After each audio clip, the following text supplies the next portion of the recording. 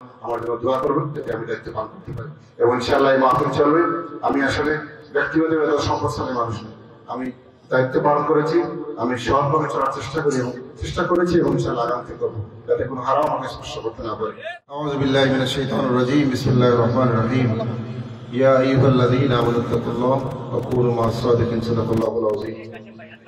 বাংলা নববর্ষ উপলক্ষে ইলফুল হুজুর ইসলামী দিবস থেকে আজকের এই মাহফিলের সম্মানিত সভাপতি, এই সম্মানিত চেয়ারম্যান জনাব জিবুর রহমান চৌধুরী ফুলমিয়া, এখানে উপস্থিত আছেন আমাদের সকলের শ্রদ্ধাভাজন, যিনি আমাকে সন্তানের মতো স্নেহ করেন, মায়া করেন এবং এই আলিম সমাজের অহংকার, যার মাধ্যমে অনেক দিক খেলতে হয়েছে, জনাব আতাল্লাহ ডক্টর মুফতি মোহাম্মদ কবিরউদ্দিন সালেহী মহোদয়, উপস্থিত সমাজ অতিথিবৃন্দ, সমাজসেবী মন্ডলীর সবাইকে জানাচ্ছি আন্তরিক মোবারকবাদ।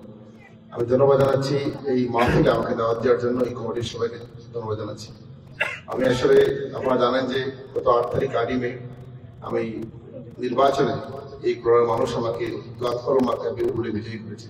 আমি প্রথম আল্লাহ রাব্বুল শুকরিয়া আদায় করছি যে আল্লাহ রাব্বুল আমাকে দয়া করে মায়া করে এই পদে বসেছেন, আল্লাহ শুকরিয়া আদায় করছি।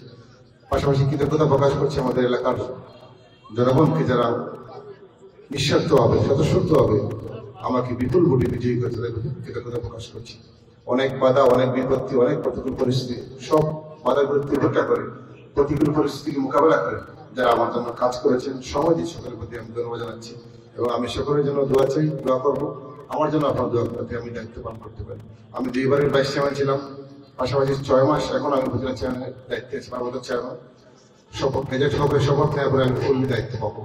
এই ধারাবাহিক 10 বছর এবং 6 মাস এবং আগামী 4-5 বছর ইনশাআল্লাহ যদি আল্লাহ আমাকে হায়াত দান করে, এই যে ধারাবাহিক খেদমত আমি করে যাচ্ছি, আমি আসলে কোনো উদ্দেশ্যে কাজ করি না, একমাত্র আল্লাহকে খুশি করার জন্য এবং জনগণের সেবক হিসেবে কাজ করতে চাই, নিঃস্বার্থ কাজ করতে চাই, যাতে আমার মানুষ সবাইটা মানুষ সেবা পায়। আমার হয়তো অনেকে দেখেছেন জনপ্রতিনিধি হয়েছে, কিন্তু আসলে সেবা সেই বাস্তবতা কম খুঁজে পাওয়া যায়, কারণ অনেকেই সেই সেবকের সাইনবোর্ড ধরে তারা আসে, কিন্তু আসলে প্রকৃতপক্ষে এরা সেবক হিসেবে কাজ করে না, এরা জনগণকে দোকায় থাকতে চায়। আমি আসলে প্রকৃতপক্ষেই সেবা করতে চাই, আমার কোনো উদ্দেশ্য নেই যে এখান থেকে আমি বেনিফিট হবো, কোনো কিছু অর্জন করবো, সেই উদ্দেশ্য হচ্ছে সেবা করা। আমার পীর মুর্শিদ সাহেবুল্লাহ ফজলুল্লাহ আলাইহি, আল্লাহ বড় সাহেবুল্লাহ, যিনি এখন সেবা করছেন এবং উলামায়ে আমরা যে সেবার যে দায়িত্ব তারা আঞ্জাম দিচ্ছেন, তাদের উদ্দেশ্য হিসেবে আমি সেবক হিসেবে কাজ করতে চাই। আমার জন্য আপনারা দোয়া করবেন।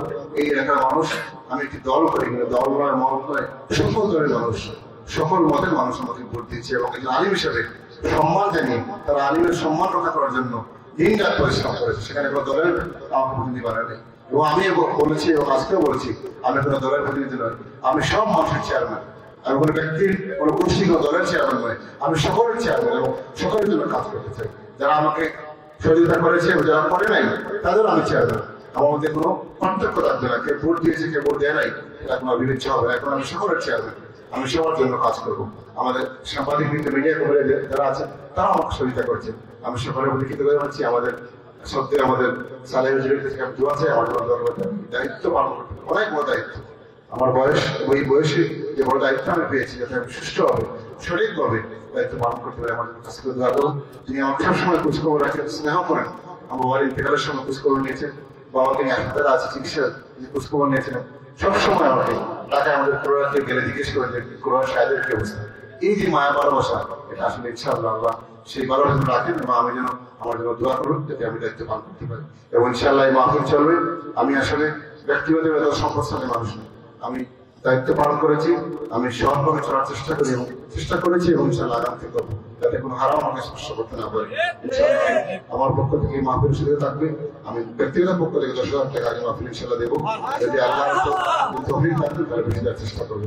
আমি যা করি ব্যক্তিগত পক্ষ থেকে করি, উপজেলা পর্যায়ে যা আছে সেগুলো জনগণের পাবো, সেখান থেকে তসরুফ করার সুযোগ নেই। চাইলে সেখান থেকে 1 লক্ষ টাকা দিয়ে 50,000 টাকা মাহফিল দিলাম, 50 টাকা পকেটে রাখবো, সেটা আমি করি না, করতেও চাই না। আমার সব কাজ হবে আল্লাহর জন্য, সঠিকভাবে সৎভাবে। ইনশাআল্লাহ আপনারা আমাকে 10 বছর দেখেছেন, আমি সেভাবে চলবো যাতে আল্লাহ খুশি হন। আমি আর কথা বলাচ্ছি না, আমি আমার সব কাজ ফেলে রেখে এখানে বসছি হুজুরের বয়ান শোনার জন্য। আজকে আর কোনো কাজ নেই, শুধু বয়ান শোনা এবং দোয়াতে শরীক হওয়া। আল্লাহ যেন তৌফিক দান করুন। সকলকে ধন্যবাদ জানি, আল্লাহ হাতে একান্ত করছি। আসসালামু আলাইকুম ওয়া রাহমাতুল্লাহ।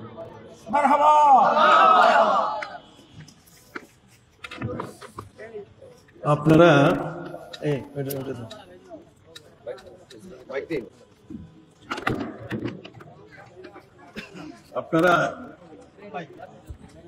আপনারা এতক্ষণ একজন আলেমের বক্তব্য শুনছেন না রাজনীতিবিদের? রাজনীতিবিদের বক্তব্যে অনেক প্যাচ থাকে, কথা বুঝতে পারছেন, কিন্তু আলেমের বক্তব্য হচ্ছে সব আল্লাহ আল্লাহ রসুলের নীতি অনুযায়ী।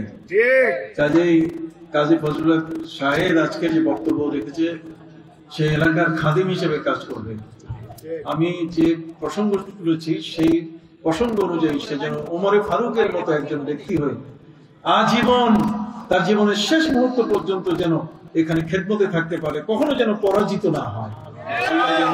দুজনের যে মালা আল্লাহ পেয়েছেন এটা যেন কখনো খুলে না দেন। আমরা সকলে তার জন্য দোয়া করবো, তার আব্বা মরহুম আবার অন্যান্য যারা আছেন সবার জন্য দোয়া করবো।